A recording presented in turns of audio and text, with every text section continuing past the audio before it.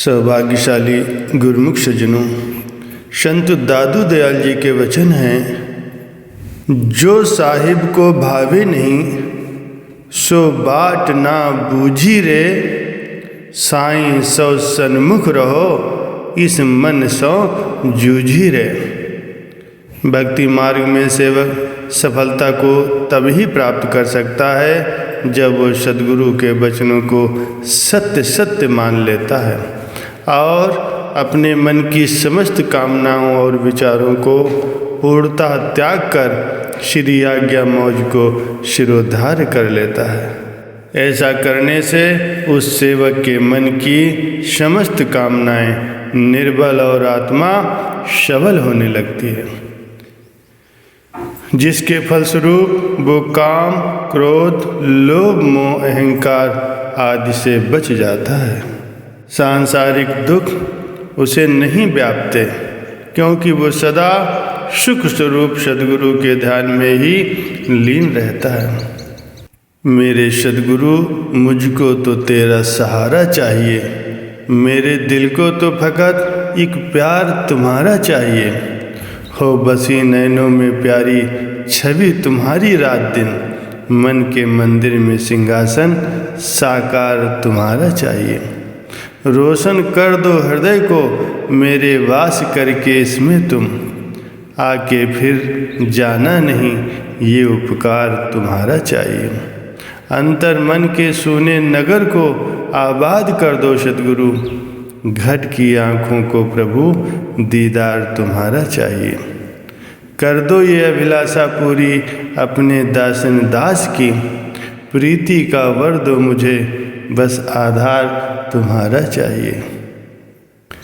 ये तो प्रत्येक गुरुमुख का अपना अनुभव होगा कि जितनी देर तक कोई सद्गुरु का ध्यान करता है उतनी देर तक वो संसार के दुखों और चिंताओं से मुक्त रहता है। इसी दृष्टिकोण से जो सौभाग्यशाली गुरुमुख अपने सद्गुरु के ध्यान को धीरे धीरे इतना परिपक्व कर लेता है कि वो अपने इष्ट देव को आठों याम अपने अंग संग देखता है, फिर भला उसे दुख चिंताएं कैसे व्याप सकती हैं।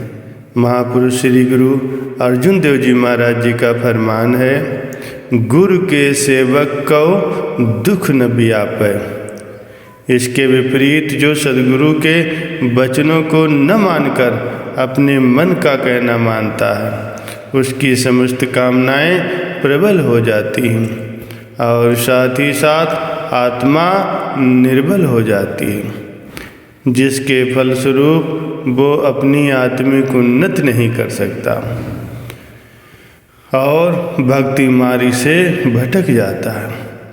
इस विषय में भगवान श्री कृष्ण जी महाराज जी अपने वचनों में फरमाते हैं कि जिनको अपनी ख्वाहिशों की परवरिश मंजूर है, जिनको अपनी ख्वाहिशों की परवरिश मंजूर है, मार्फत का रास्ता उनकी समझ से दूर है। अर्थात जो मनुष्य अपने मन की समस्त कामनाओं और विचारों की तृप्ति में संलग्न रहते हैं, वे भक्ति के भेद को नहीं जान सकते। ये बात तो साधारण बुद्धि रखने वाला व्यक्ति भी समझ सकता है कि शत्रु की सम्मत से चलने पर उस शत्रु को कभी भी जीता नहीं जा सकता। सब संतों का कथन है कि मन रूपी बैरी पर विजय पाओ। जिस शत्रु को पराजित करना हो सिद्धांतः उससे लोहा लेना ही पड़ता है।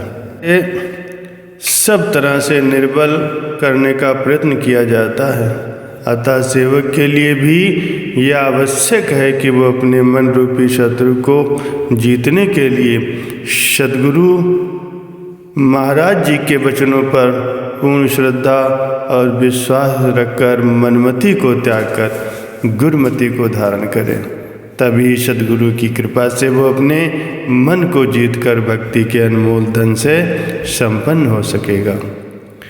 श्री गुरु हरगोबिंद साहब जी छठी पातशाही जी एक दिन 5वें पातशाही श्री गुरु अर्जुन देव जी महाराज जी के श्री दर्शनों के लिए गए।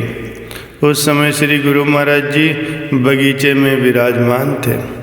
श्री हरगोविंद साहब जी चोगा पहनते थे। बगीचे से गुजरते समय गुलाब के पौधों की शाखा उनके चोले में अटक गई, जिससे वो डाली पौधों से अलग होकर गिर पड़ी। श्री हरगोविंद साहब जी तो श्री गुरु महाराज जी के समीप पहुँचे और श्री दर्शन किए। थोड़ी देर के बाद श्री गुरु महाराज जी उस बगीचे की सैर को पधारे। भ्रमण करते करते उसी स्थान पर पहुँचे जहाँ वो डाली जिसमें गुलाब के फूल भी लगे थे भूमि पर गिरी हुई थी। श्री गुरु महाराज जी ने सेवकों से पूछा, ये टहनी किसने तोड़ी है? सेवकों ने हाथ जोड़कर विनय की, दीनबंधो, साहिबजादे के चोगे का किनारा अटक जाने से ये शाखा टूट गई है। उसी समय श्री गुरु महाराज जी ने श्री हरगोविंद साहब जी को संबोधित करते हुए फरमाया कि चलते समय अपने आंचलों को समेट कर रखना चाहिए। यद्यपि श्री गुरु महाराज जी ने ये वचन साधारण रूप से फरमाए थे, परंतु इतिहास साक्षी है कि श्री हरगोविंद साहब जी ने इन वचनों को आजीवन पालन किया। वे जब भी भ्रमण के लिए पधारते तो चोले के किनारों को समेट कर ही चला करते थे। इसे कहते हैं कि जो साहिब को भावे नहीं सो बाट ना बूझी रे, साईं सो सन्मुख रहो इस मन सो जूझी रे। उन्होंने सद्गुरु के साधारण रूप से फरमाए गए वचनों पर भी दृढ़ता से आचरण किया, तो उसमें कितनी आत्मिक शक्ति का संचार हो गया, ये बात किसी से छिपी नहीं है। संत सहजोबाई जी का कथन है, गुण सब गुरु के बचने माही, सहजो शिष्य जो बिसरे नहीं। फरमाती हैं, सेवक यदि श्री सद्गुरुदेव महाराज जी के वचनों पर पूर्ण श्रद्धा और पूर्ण विश्वास रखकर आचरण करेगा तो निश्चय रूप से वो उनकी प्रसन्नता का पात्र बन सकता है, जिससे उसका ये जीवन भी सुखी होगा और मालिक के दाम में भी उसका मुख उज्जवल हो जाएगा। बोलो जयकारा बोल मेरे श्री गुरु महाराज की जय।